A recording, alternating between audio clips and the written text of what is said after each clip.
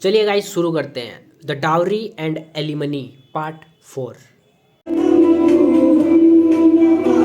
अभी तक मैं आप लोगों को बता रहा था डावरी के बारे में और उनसे होने वाली मौतों के बारे में। अब मैं आपको बताऊंगा कि एलिमनी के बारे में और उनसे होने वाली मौतों के बारे में।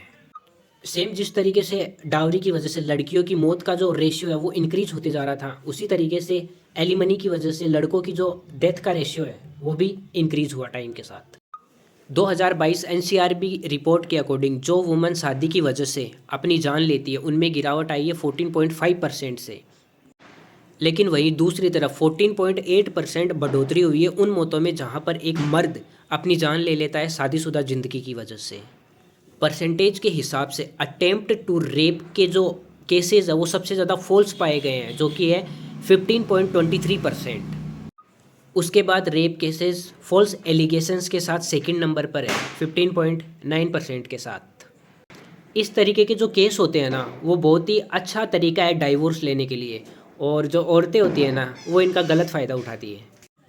जैसे कि निशा शर्मा ने 2003 में अपने पति पर डाउरी का केस लगाया, फिर सेक्शन 498 के तहत उस इंसान को अरेस्ट कर लिया गया और जो मीडिया है उसने ना निशा शर्मा को हीरोइन बना दिया और वुमेन एम्पावरमेंट की वो सिंबल बन गई। जो उनके पिताजी हैं श्री देवदत्त शर्मा जी, उन्होंने इस प्रकार से प्रचारित प्रसारित किया जैसे आयरन लेडी हो। और लगभग 9 साल बाद जाकर के यानी कि 2012 के अंदर कोर्ट ने अपना फाइनल वर्डिक्ट दिया और इन सब को बाइज्जत बरी कर दिया, क्योंकि कोर्ट को कोई ढंग के एविडेंस नहीं मिले। और उसके बाद इन्वेस्टिगेशन के दौरान ये पता चला कि निशा ने झूठा इल्ज़ाम लगाया था शादी से बचने के लिए, क्योंकि उसका पहले से किसी के साथ रिलेशनशिप था और वो उसके साथ रह रही थी। और उसके बाद ना एक और रेप केस ईयर 2000 के अंदर विष्णु तिवारी के ऊपर इल्ज़ाम लगाया गया रेप और ऑफेंस का अंडर SC/ST एक्ट, उसी की एक गांव की औरत के द्वारा। और प्रॉपर एविडेंस ना होने के बावजूद भी वो इंसान 20 साल तक जेल के अंदर रहा, और वो भी 2021 तक, जब तक कि कोर्ट ने उसे बाइज्जत बरी नहीं कर दिया।